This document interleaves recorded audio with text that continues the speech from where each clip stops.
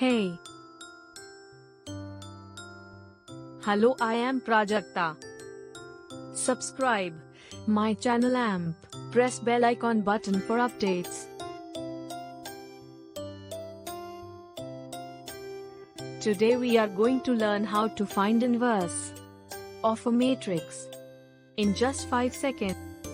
Be ready with your pen and copy. Let's go. Take a matrix of order 2 by 2. You can take any matrix in this order. Let matrix A equal to PQRS.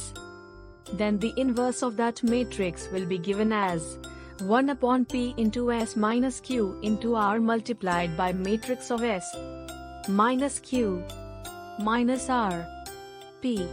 Let's take an example. Recall the concept and try to solve example visible on your screen. Take your time and try to solve it correctly.